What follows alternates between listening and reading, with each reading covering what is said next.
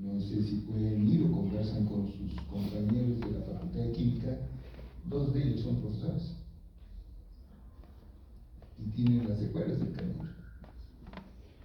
Y uno de ellos es administrativo en el rectorado y tiene secuelas de las quemaduras. Entonces, todo eso es aspecto ético.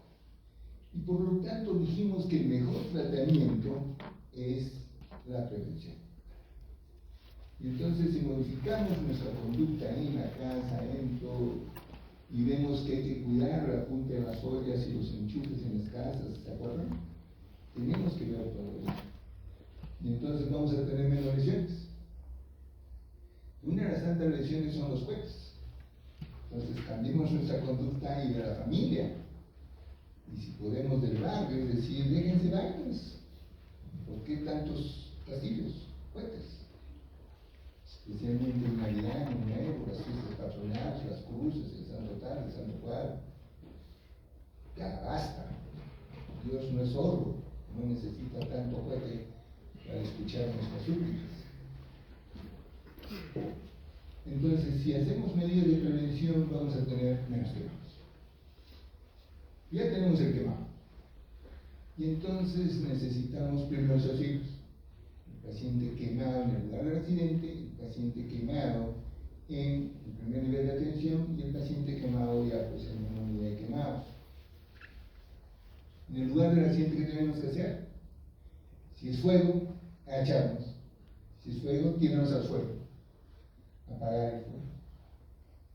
Pero si son otras sustancias, hay que quitar la ropa, necesariamente. Porque más aún ahora que tenemos ropa plástica, se pega a la piel. Y por lo tanto persiste la enfermedad. Segundo, agua fría y corriente, ¿se acuerdan? No corriente de ordinario, sino corriente que corre. Y podemos hacerla correr. Estamos en un pueblo joven donde hay cilindros o tanques de agua, pues agarrar un jarrito y echarle agua, que corre el agua. No introducir dentro del cilindro. ¿De acuerdo? Que corre el agua. Sea por fuego, o sea por químicos, agua. Si es hielo, que no lo tenemos cerca, pues obviamente calor, pero igual, progresivo. ¿Está bien? Si es quemadura eléctrica, de frente al hospital, 5 días, ¿se acuerdan? No es simplemente, pequeña quemadura corriente. Primero eso. ¿Está bien? Una vez que tenemos la lesión, tenemos que evaluar 3 cosas importantes. ¿Cuáles eran? Extensión, profundidad y localización. Localización son pliegues y son las importantes. Cara, manos, pies, genitales y zonas sexual. ¿Ok? Localización. Extensión, 1%, palma de la mano del paciente.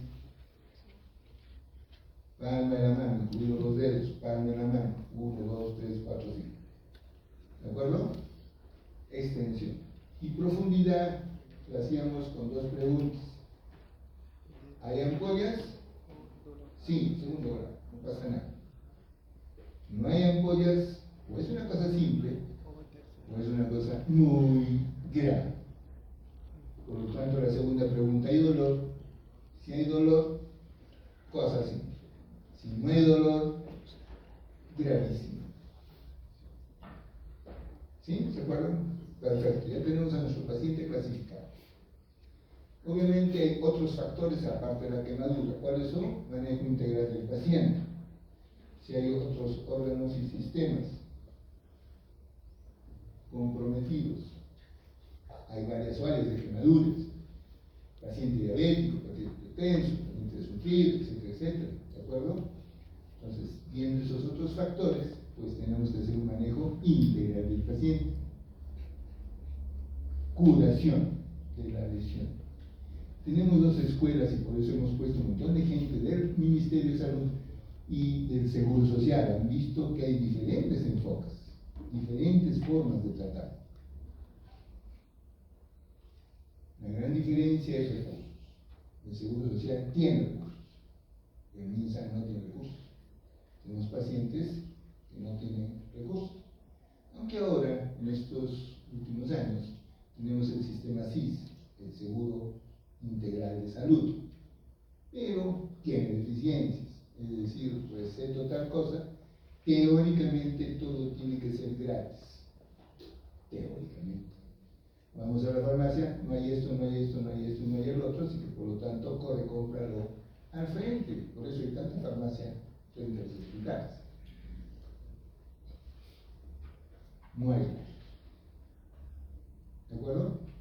Y obviamente el sistema hace que todo cueste y segundo que existan grandes dificultades para ingresar al hospital. Y eso ha hecho variar dos grandes tratamientos. El tratamiento en el Seguro Social es toda quemadura, sulfaplata, al 1%. Curación diaria. La sulfaplata tiene dos grandes ventajas. Es antiséptico, es decir, va a evitar las infecciones, va a matar bacterias, pero además no permite que se peguen las gasas a esas lesiones.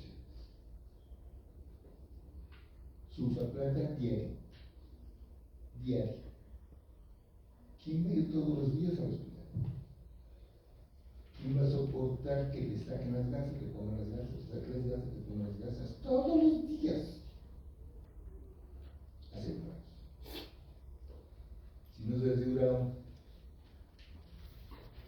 Y entonces en la unidad quemado, en la unidad delgado, hicimos 2 o 3 grandes inventos. Uno de los inventos es no se cura con sulfaplata. Pues,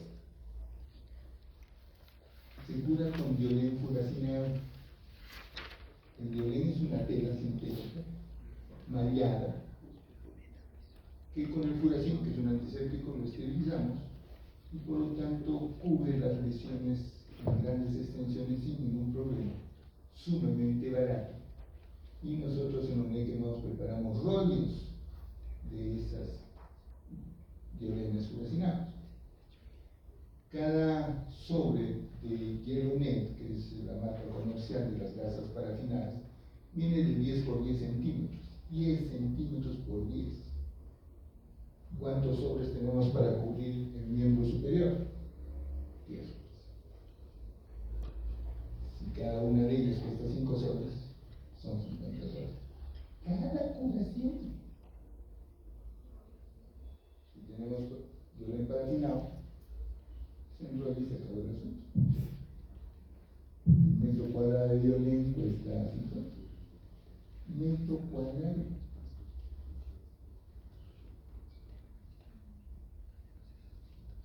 Entonces son sistemas diferentes. Lo más importante es la frecuencia de curación.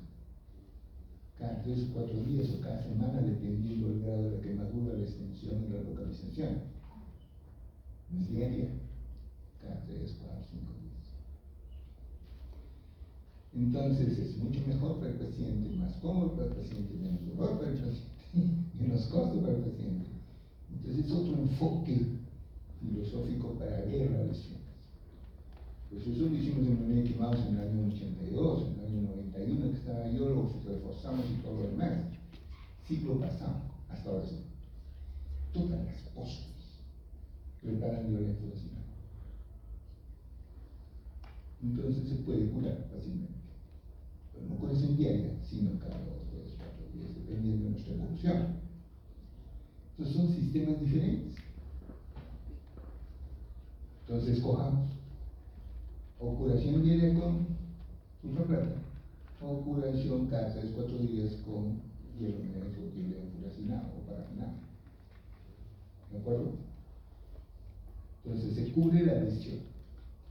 Las curaciones por concepto son cura abierta, ninguna capa o una capa de curación encima de la lesión.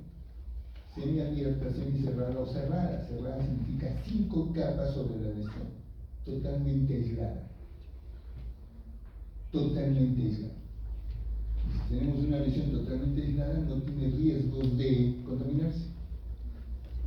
Entonces puede ir a su casa, una semana regresa, le hacemos una siguiente curación, nuevamente a su casa, siguiente semana otra curación. Si es de segundo grado superficial, epiteliza a los 15 días.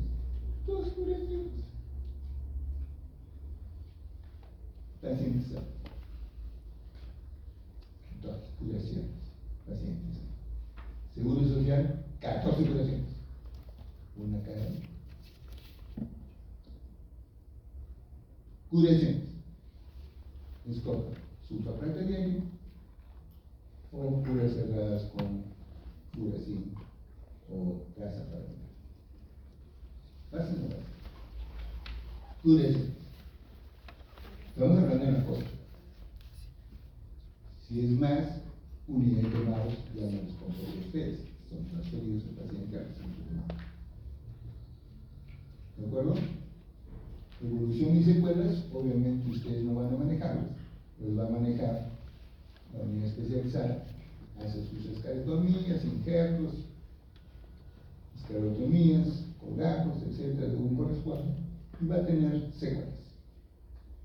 Esas secuelas sí pueden verlas ustedes, y las pueden manejar si son muy pequeñas, menos de 5 centímetros, sí, pero si son más grandes, derivarlos a segundo nivel de atención para que sean manejadas.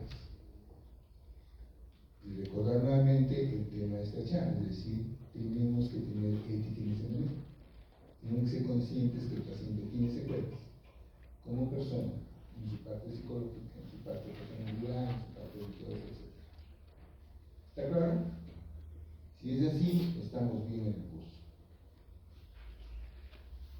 La ética se refiere al conjunto de principios morales y valores que guían la atención médica y el cuidado de estos pacientes, buscando asegurarnos su bienestar, su dignidad y sus derechos. Y obviamente tenemos que tener requisitos culturales, profesionales y organizativos de nosotros, del paciente y de la institución. Por lo tanto, si tenemos una unidad de quemados, obviamente ellos sí manejan todo esto. De una costa, ustedes tienen que asegurarse que ustedes están bien formados, espero, a través de este curso. El otro personal instruyendo. Paréntesis. Todo profesional de salud tiene 4 funciones. Todo personal de salud. Médicos, enfermeras, nutricionistas, químicos farmacéuticos, psicólogos, todo el personal de salud tiene 4 funciones. Primera función asistencial, que significa atender pacientes. Atender pacientes. La segunda función es administrativa, es decir, llenar todos los formatos, hacer informes. Todo tiene que estar lleno, la hoja de CIS tiene que estar lleno. No llenar la hoja de CIS a estas deficiencias del CIS, culpa de ustedes. Administrativa, todo tiene que ser lleno. Tercera función es de investigación. No una investigación formal, es decir, hacer una tesis, un trabajo, publicación de revista, sino preguntarse permanentemente si está bien o está mal lo que estamos haciendo. Si me pregunto qué pasó, por qué está mal, por qué no está resultando, según la teoría debía estar epitelizado ya y no está, ¿qué pasó? Si yo me hago esas preguntas, estoy haciendo investigación. Y voy a mejorar paulatinamente y permanentemente. Asistencial, administrativa, investigación. Y la última es educación. Tenemos que educar. Pero no como la docencia de un profesor hacia sus estudiantes, sino el conversar entre pares, es decir, médico con médico, o con el equipo de salud, médico con enfermera, con nutricionista, con todos, y decir, miren, yo acabo de asistir al curso y aprendí esto, el otro. Estamos difundiendo la información, estoy educando a las otras personas. Entonces, cada uno de ustedes tiene que replicar lo que estamos aprendiendo. Y eso es sumamente importante. Es función inherente a todo el personal de salud. Pero también tenemos que educar al paciente. Te has quemado por esto, otro, corre a la casa y corregir eso. ¿De acuerdo? Y ahora en adelante vas a tener tales problemas, así que tienes que tratarlos así, mejorar. y educar a la familia. Entonces, si educamos al equipo, educamos al paciente y educamos a la familia, todo va a salir bien. Esa es función inherente. Por eso ahora se le dice requisitos culturales, profesionales y organizativos. La institución tiene que ayudar a estos sistemas.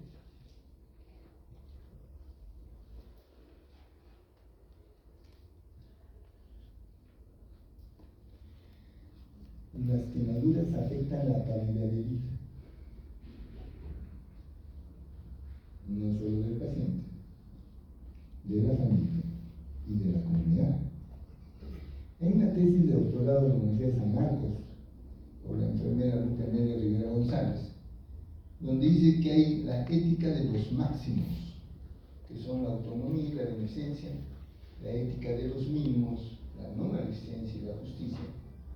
Y los problemas éticos importantes pueden dividirse en las emergencias, en el cuidado de las emergencias, en la atención de las emergencias y en el servicio. Entonces hay un dilema principalista, principio importantísimo, que es definir los objetivos del tratamiento, evaluar los resultados, la calidad de vida y el tratamiento efectivo, y el mejor interés del paciente y de la familia. En este tratamiento sutil me gustaría detener. A veces el uso de la tecnología, mantenernos informados con lo último que existe, trae serios problemas. Existe la prevención, y al principio dijimos que el mejor tratamiento es la prevención. Pero esa es prevención primaria, es decir, antes que suceda el evento. Pero también existe la prevención secundaria, es evitar complicaciones. Prevención secundaria es que cuando estoy manejando lo maneje tan bien que no se complique. Por ejemplo, si estoy haciendo operaciones y sangre, va a entrar en anemia y tengo que ponerle sangre al paciente. Bueno, prevención secundaria no debo hacerlo. Lo debo hacer con tal cuidado que no sangre tanto. Prevención secundaria. Si no me lavo las manos se va a contaminar, infección del hígado, antibióticos. Estoy provocando situaciones, estoy provocando más gasto. Pues, por lo tanto, debo lavar las manos bien, debo usar los guantes bien, debo usar normas de sexo, etc. Si lo hago eso, estoy haciendo prevención secundaria, que no se complique. Pero también hay prevención terciaria. Prevención terciaria es que yo evite complicaciones, que evite secuelas. Si trato bien a mi paciente con todas las medidas y rehabilitación, no va a llegar ese paciente que tiene el cuello pegado, no va a llegar ese paciente que tiene el brazo extendido, tiene que ser extendido. Tengo que evitar secuelas. Prevención terciaria. Y también existe la prevención cuaternaria, ahí sí nadie sabe. ¿Qué es prevención cuaternaria? Prevención cuaternaria es caer en las modas. Decirles, ¿sabes qué? Ahora tenemos piel sintética. Así que cómprate esta piel sintética en tal farmacia. ¿Cuánto cuesta? ¿Cuántas veces de usarlo? A una quemadura de un pedacito, bueno, vale la pena. Gran quemado. Pero es moderno. El uso excesivo de eso y causar más daño al paciente, no solo daño físico, sino económico, a la familia desesperada, desde la casa, desde el carro, todo. Aparte que ya la quemadura quemó toda la casa y todo lo demás, prestarme más a una hora con los ecuatorianos y los venezolanos y después vengan a cobrarte. Hacer un préstamo contrabancario, eso. ¿Quién provoca eso? El médico. Yo debo hacer prevención cuaternaria. Y parte de eso es la eutanasia. Es decir, llenémonos de suero, llenémonos de antibióticos, meropenem, vancomicina, hiperacina.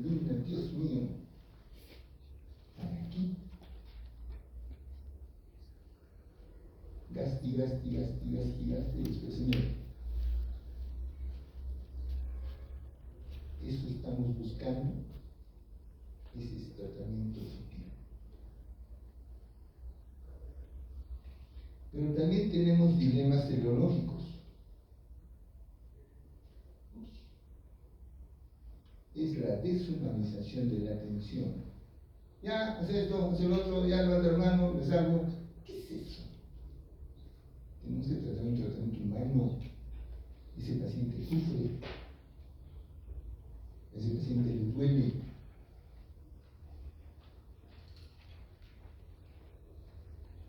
Y obviamente la falta de autonomía. Hay un texto que lo he copiado allí porque me gustó muchísimo, porque dice claramente que la ética es un principio universal, que se le dio a la filosofía, y que es un asunto de los principios y valores que se inculcan a todos, vale decir, estudia la naturaleza humana, el fundamento de las normas morales, y por esa razón se le conoce como teoría de la moral. El objeto de la ética es intento racional de cómo vivir mejor, calidad de vida. Y por eso es la beneficencia, positivo, la no maleficencia, es decir, no hacer daño, la autonomía y la universalidad. Pero no solo es eso, sino también tenemos la ética profesional.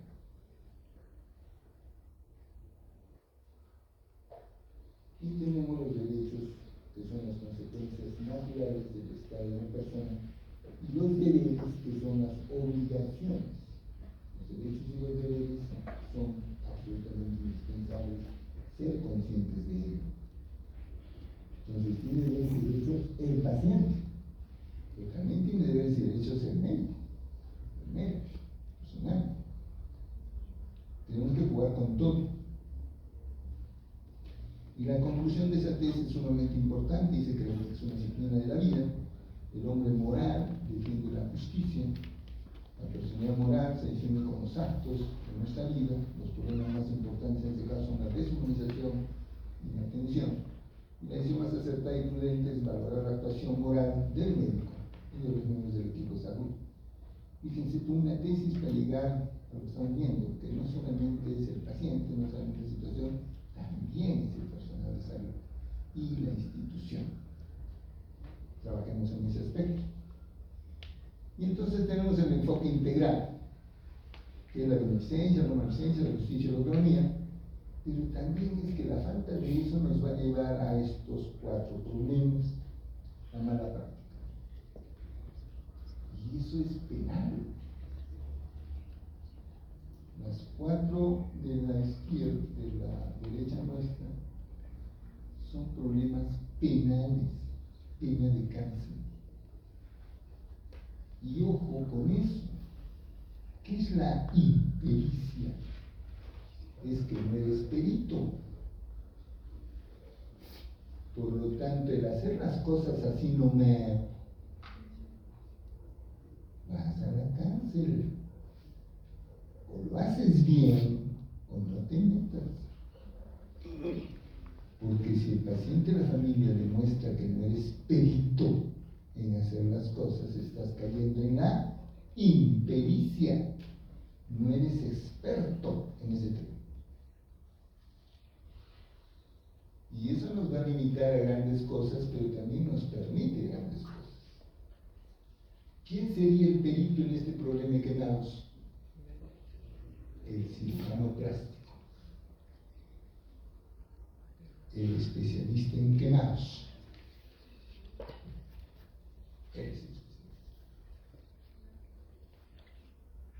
Él es el perito.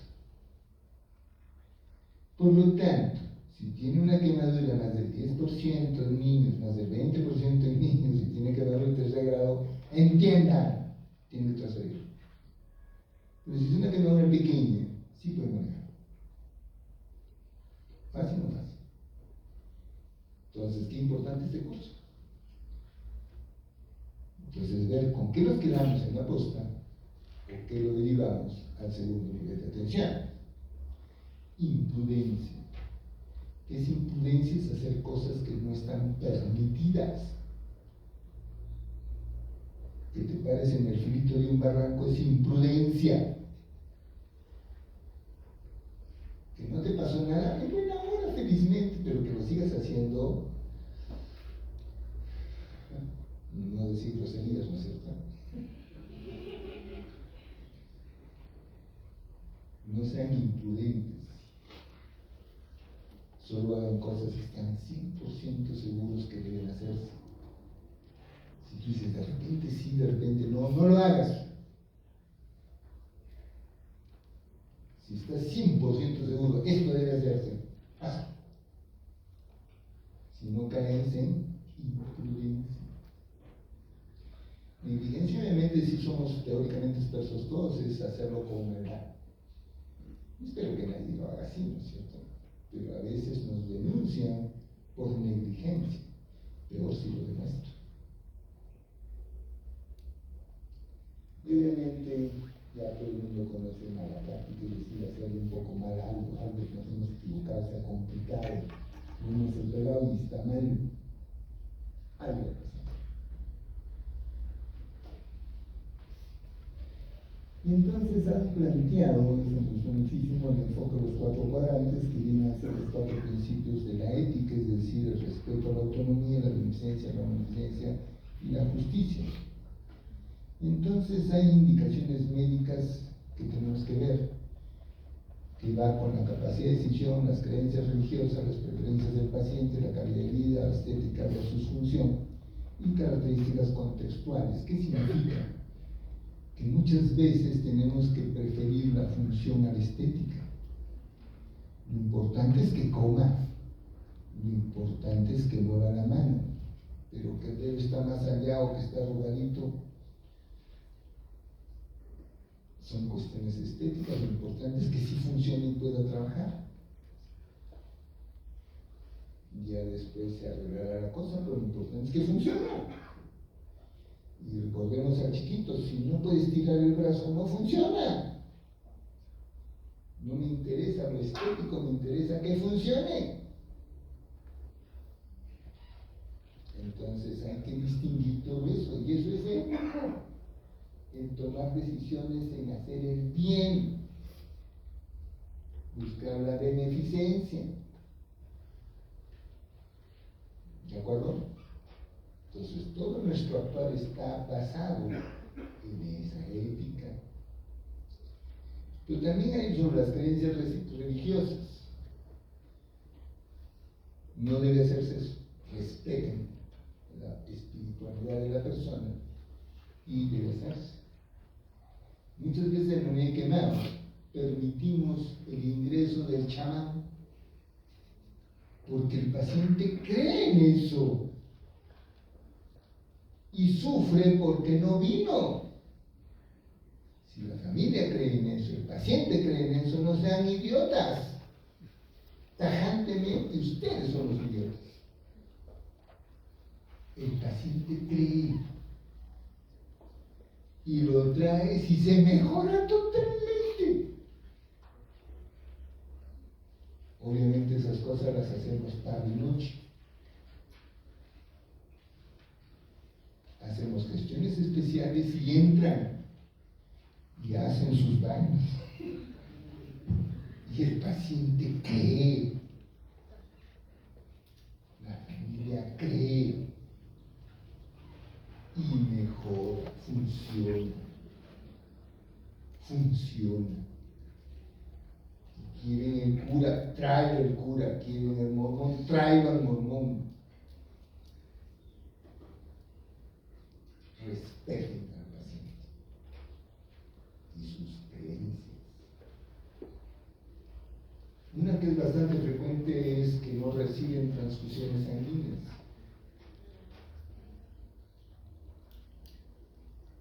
Respeten al paciente. Hagan alternativas. Y si no hay más, convénzanos.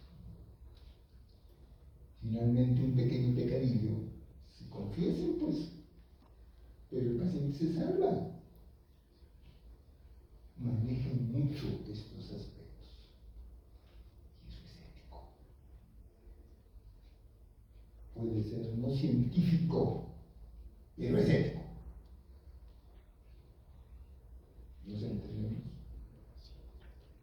Es ético. Respetar las creencias del paciente. Y entonces entonces tenemos que ver también su capacidad de decisión. Si tiene compromiso supratentorial, pues no va a decidir bien. Y ojo con esas decisiones. Causa de juicios.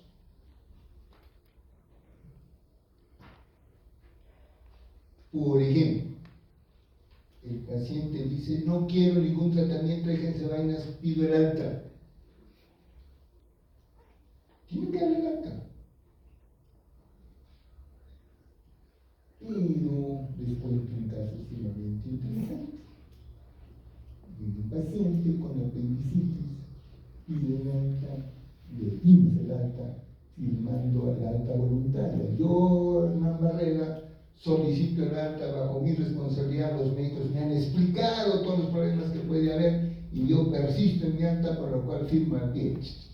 Firma al pie. Se fue de alta y se fue a operar a la clínica A. Y después nos hace juicio por mala práctica. Alto un momento que se vaina, sacaste el alta voluntaria. El juez nos dice lo siguiente: ¿usted es médico? Sí. Especialista.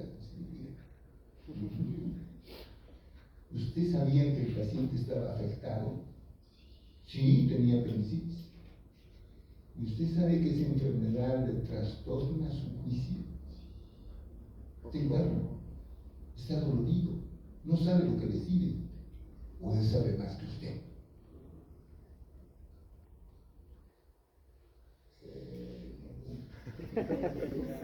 No creo que sepa más que yo. ¿Está enfermo, está afectado? Sí. ¿Y su capacidad de decisión es la mejor?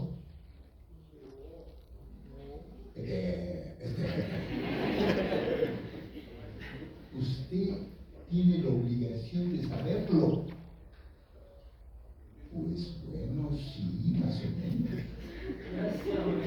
Por lo tanto, usted se compara.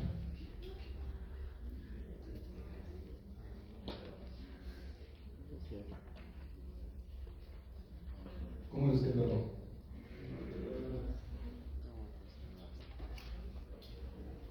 Capacidad de decisión. Igual sucede con el TEC. Igual sucede con el alcoholismo. Si el paciente tiene alcoholismo, no tiene capacidad de decisión. Si el paciente tiene traumatismo encefalocraniano, no tiene capacidad de decisión. Si el paciente está enfermo, no tiene capacidad de decisión. Ustedes sí. Ustedes son altamente especializados, son médicos. La mejor carrera que existe en el mundo son médicos, a los cuales no se les permite ningún error. Paréntesis. El mejor jugador de básquet tiene un índice de éxito del 35%. Falla 65%.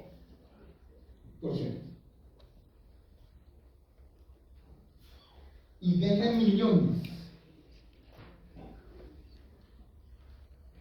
Maradona fallaba penales, Messi falla penales, Huevita falla penales. Fallan como diablos estos desgraciados. Y ganan millones. Hay que tocar madera. Yo tengo 35 años de especialista. Tengo pacientes a montones. Tengo en mi casa un montón de felicitaciones, premios y cosas. Si hoy día pasa algo, soy culpable y me voy a la calle. Basta un error, un no, me voy a la casa. Nadie va a decir, no, el doctor Barrera, profesor, esto, es el otro. falló. Ahí. Un solo error.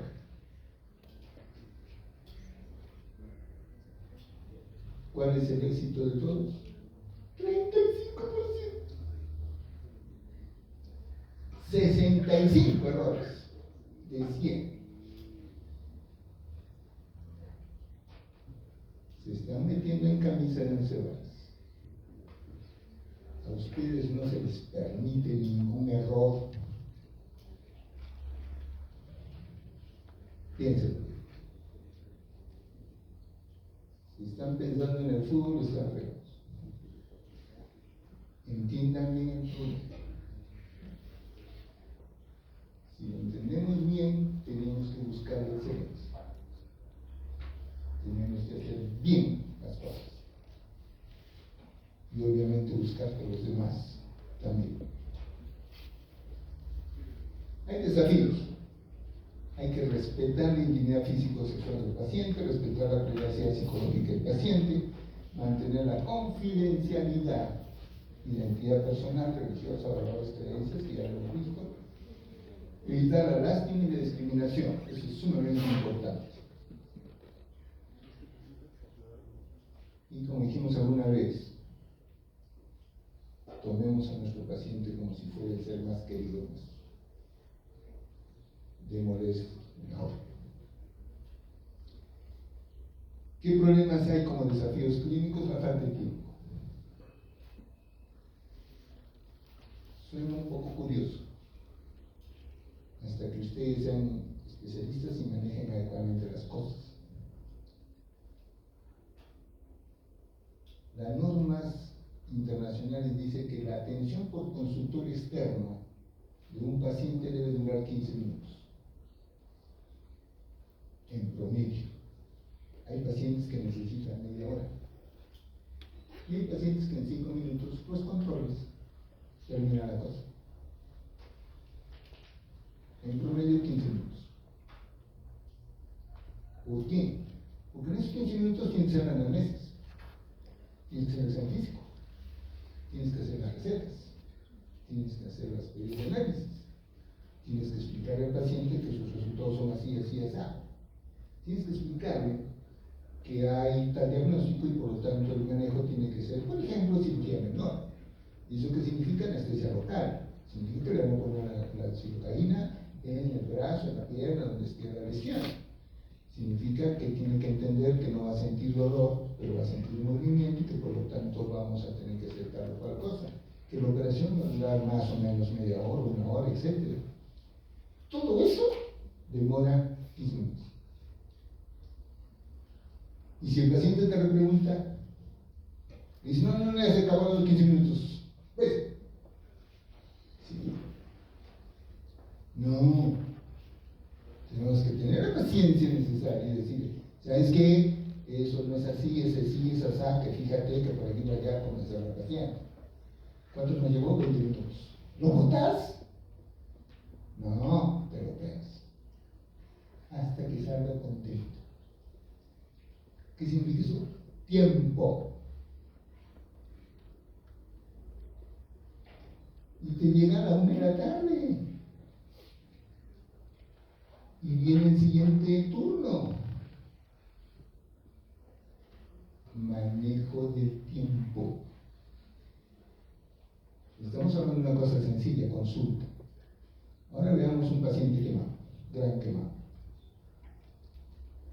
Tienes que convencerlo, tienes que ponerle su analgésico, tienes que bañarlo y desvestirlo suavemente, porque si le arrancas las cubiertas, sangra y duele. Tienes que lavar todas las heridas, tienes que sacar muestras, tienes que cubrir con antiséptico, tienes que volver a poner los diorenos o los gases parabinados, ponerle las capas de vendaje, hacer cura cerrada, vendaje elástico, vendaje quemados, ponerle la posición adecuada, trasladarlo otra vez a su cama. ¿Cuánto dura una curación? Mínimo media hora. Correcto, 45 minutos. Tengo 10 pacientes.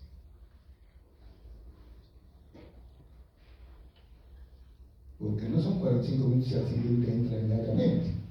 Tienes que limpiar el ambiente, hacer desinfección, poner las cosas en su sitio, volver a poner las cosas estériles donde deben estar, sacar todos los residuos sólidos. Media hora más. En realidad podemos hacer 4 o 5 curaciones en el tiempo programado. Y si tenemos los 10 pacientes de ese turno, tenemos que formar 2 equipos de curación, 2 salas de curación. Las tenemos.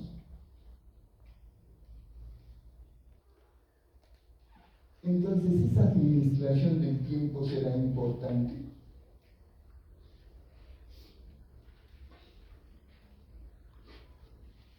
Y entonces, si decimos, apúrate, tenemos que correr. Ya se nos pasa el turno, ya, una vez. Daño al paciente. Es ético. Pero es justificable laboralmente, ya se nos pasa el turno. Son desafíos éticos.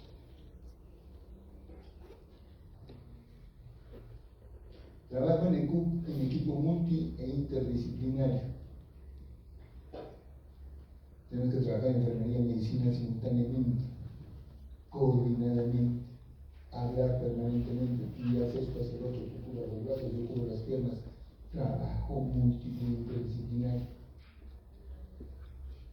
Entonces,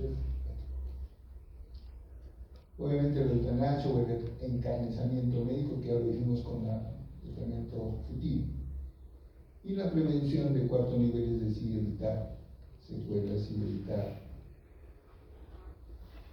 uso excesivo de la tecnología. Y para eso tenemos textos importantes. Decisiones difíciles en cirugía. En cada una de las especialidades hay un texto. Hay decisiones difíciles en traumatología, decisiones difíciles en oftalmología, decisiones difíciles en otorrino, decisiones difíciles en cirugía todas y así sucesivamente. Esta es una colección de todas las especialidades. Y entonces hay una complejidad en toma de decisiones en cualquier tipo de cirugías que crecen exponencialmente. Y con esta introducción de nuevas tecnologías es peor.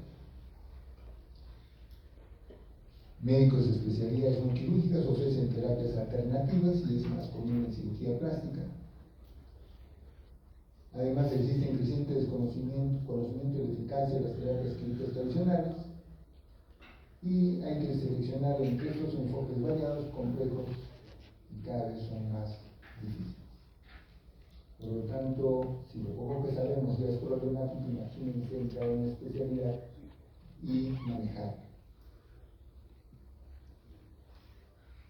Entonces hay normas recomendaciones de la Organización Mundial de la Salud para la prevención y manejo de las quemaduras, en la prevención, en la atención, en la rehabilitación, en cuanto a investigación.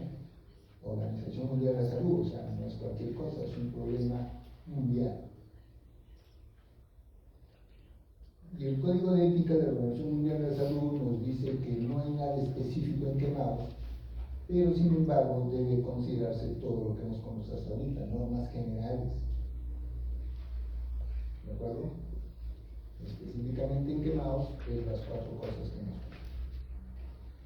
y entonces hay textos y páginas especiales sobre el gran quemado, sobre ética y prejuicios sobre los grandes quemados.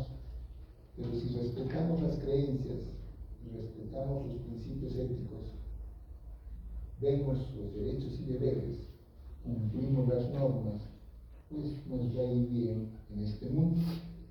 Y vemos ahí en la parte inferior derecha una organización chilena, el CONIQUEM, que nació más o menos igual que la Unidad de Manos de Leonel Lado, y teníamos muchas comunicaciones y hemos ido allá a dar conferencias y hemos traído a algunos de los chilenos a dar conferencias aquí en Arequipa y somos miembros oficiales del CONIQUEM. Por lo tanto, ahí tienen este código de ética especial para el paciente quemado. Entendamos que el paciente quemado también tiene un perfil psicológico, no para quemarse, sino después de quemado, trastorna todo, como hemos visto, cambia su perfil, cambia totalmente su imagen corporal, cambia su forma de ver las cosas, cambia todo él. Y eso se está estudiando. Tiene un perfil psicológico del paciente gran quemado.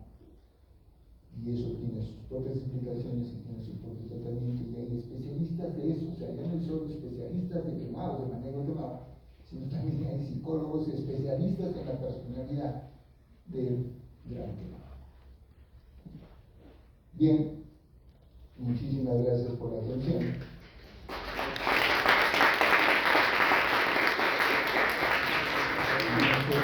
Preguntas, por favor.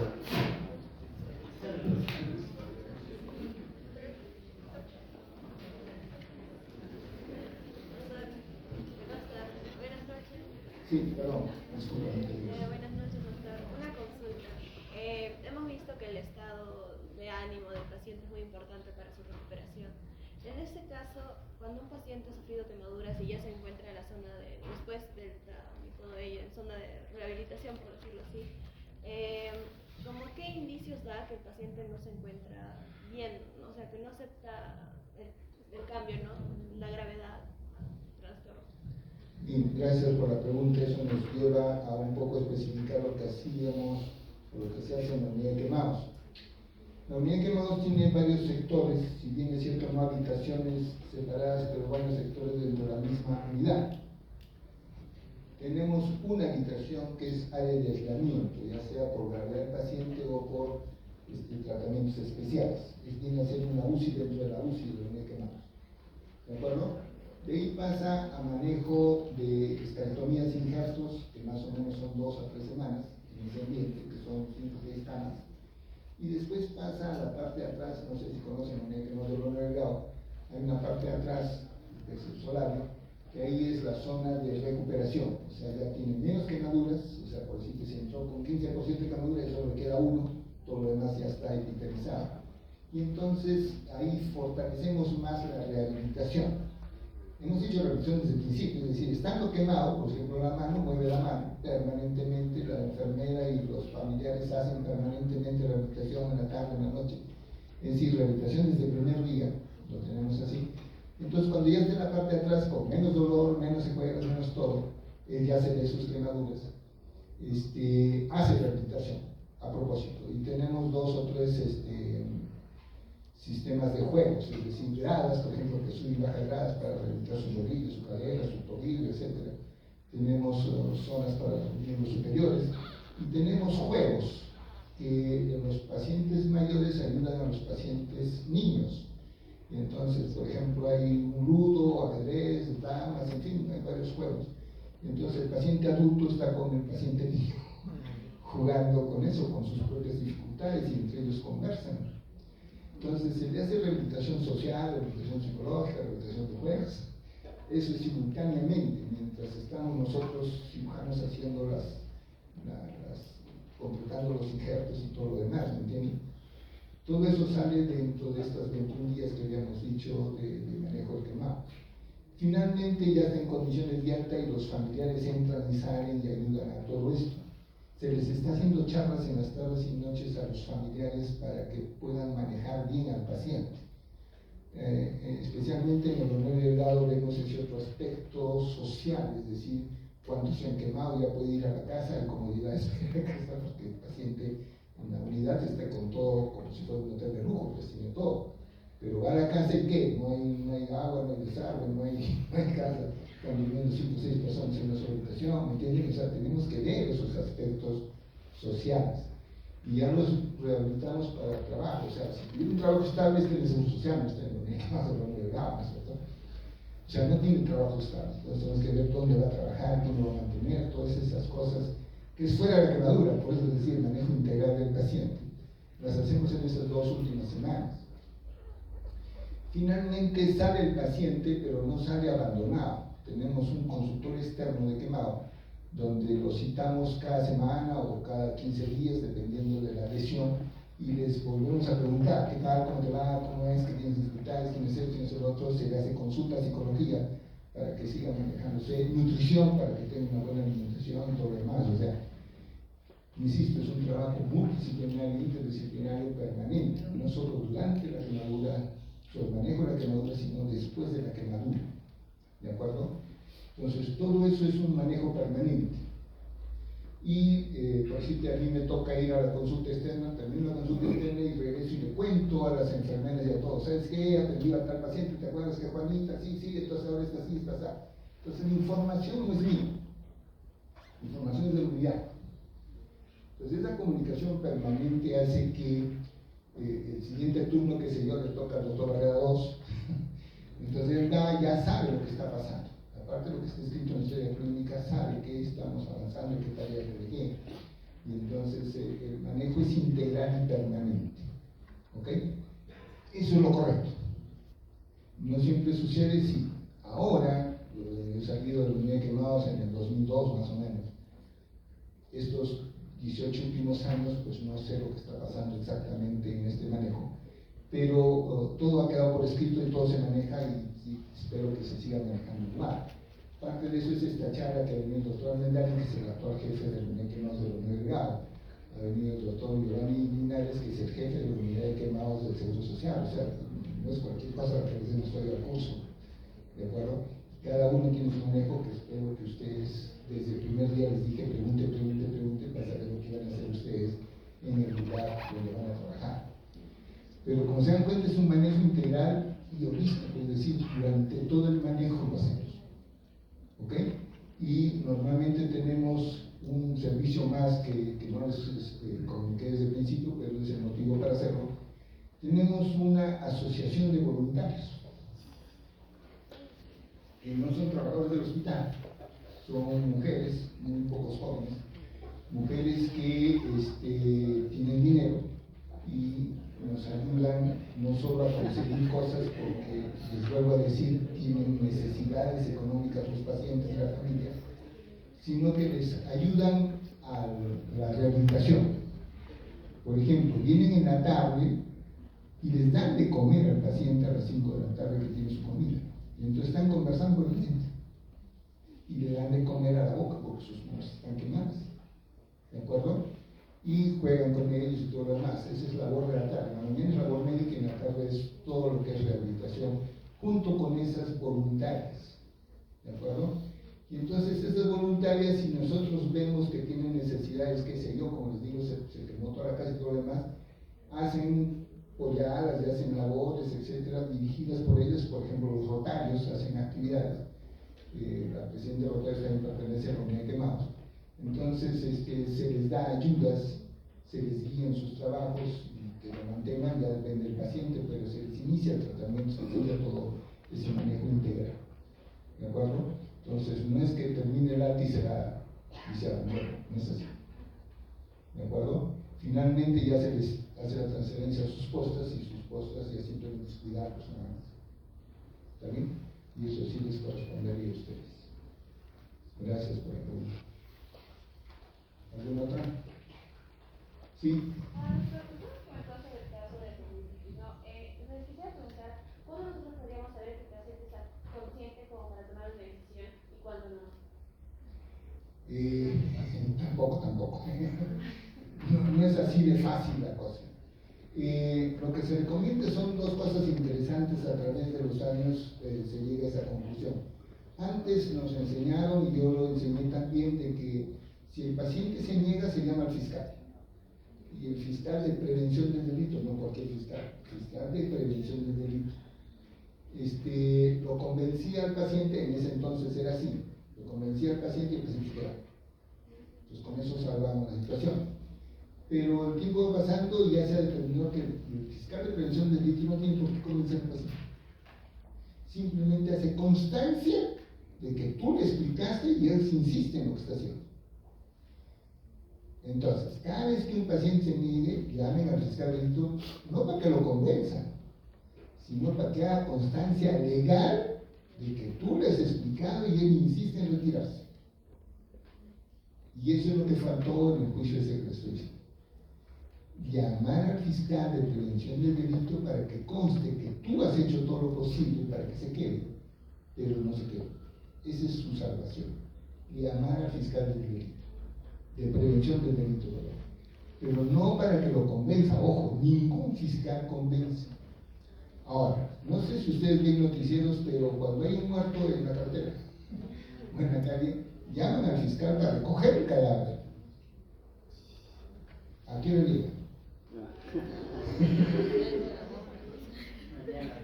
¿De acuerdo?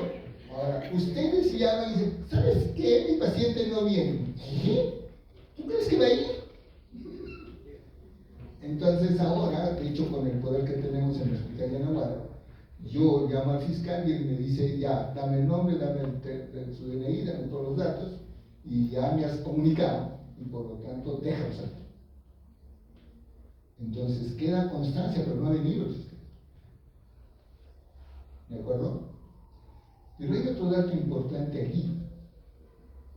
Si tú lo detienes al paciente, se llama secuestro.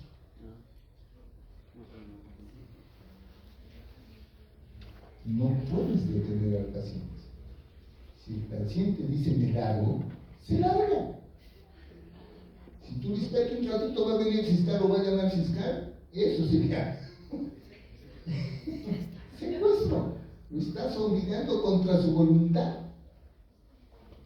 Viene a ser como ahora sucede con los derechos humanos. Los delincuentes tienen derechos humanos. La víctima no tiene derechos humanos. La policía no tiene derechos humanos. ¿Ok? El paciente tiene derechos humanos, el médico no. Ojo con eso. ¿De acuerdo? Es más, ahora existe la ley de la agresión contra el médico, contra el personal de salud, con pena de cárcel. Suena bonito la ley. Llame. El paciente Garreda me está agrediendo. ¿De acuerdo? Tiene todo el derecho.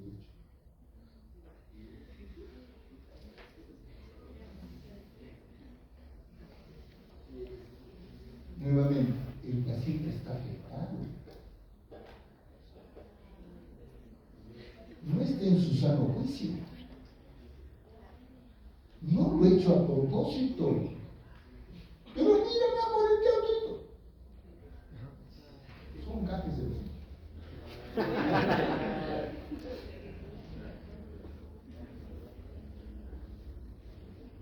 ¿Y por qué lo agredió usted? No me atendía, pues yo soy desesperado. Ah, tiene usted razón. El Seguro Social es una miércoles, siempre se demora. Y se revuelve la torta. Doctor Barrera, el paciente vino a la 1, usted lo atendió 1:10. ¿Qué diablos has hecho 10 minutos? Estaba viendo la historia mientras yo lo llamé, me cerró la puerta y decía, señor Barrera, no venía, señor Barrera. ¿Tiene usted pruebas de eso? No. Exhortación. El señor juez exhorta al doctor Barrera que la próxima vez haga pruebas del que lo está llamando. Ya me pegó. Lo siento mucho.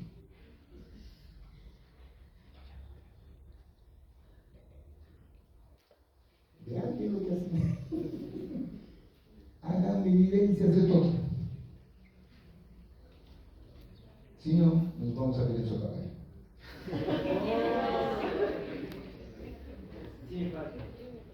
Los derechos humanos son para delincuentes. Los derechos humanos son para terroristas. Ustedes no. ¿De acuerdo? Tú querías otra pregunta. Sí, doctor. Usted durante la ponencia mencionó que para apoyar de alguna forma emocional y culturalmente al paciente se permitiría el paso de ciertos al centro de salud, la de quemados a cierto personal. Y bueno, algunos procedimientos que realizan estos no suelen ser no suelen seguir los procedimientos de asepsia y antisepsia. Entonces, ¿cómo llegamos a ese equilibrio para proteger al paciente de alguna posible contaminación o entre otros? Eso, como se dan cuenta, con algunas preguntas he especificado más. Yo en la charla no puedo dar muchos detalles del asunto. Lo importante es que se queden con la idea que hay que permitir. ¿De acuerdo? Ese detalle se conversa. Es decir, yo voy a permitir que ingrese el paciente bajo estas condiciones. ¿De acuerdo? Llama al familiar, que el familiar llame al sujeto que va a hacer el procedimiento, sabes que hijito, tú vas a hacer eso, pero me respetas esto, el otro. Que no puedo hacerlo, lo siento mucho. Correcto. Se negocia. No es que lo dejes entrar libremente, que te bañas, no es ninguna rompa que te robe toda la casa, déjate eso, es así. Entra bajo el respeto de la institución, bajo tus normas. Entonces se llega a la negociación, yo cedo esto, tú cedes esto, pero se hace. El paciente queda feliz, él no tiene por qué saber que negociaste esto y negociaste el otro. Que en vez de echarte, qué sé yo, el cebo de culebra, pues echamos una agüita destilada dentro de un frasquito que ellos conocen. No es el líquido tal o la hierba tal de catedrales, no. Él sabe, el paciente sabe que va a hacer tal o cual procedimiento, pero no sabe que esos líquidos y esas cosas no son las normales. Se respeta todo el paciente. Por eso te digo, negocio. Pero no puede ser que haga lo que les dé la gana. No, tajantemente no. Tajantemente no. Una cosa es que se respete la creencia y otra cosa es que sucedan cosas contra la medicina. No puede ser. ¿Está claro? Muy bien, gracias. Damos por clausurado, este es el motivo principal de esta charla. Damos por clausurado este curso, estoy muy contento de la asistencia de todos ustedes.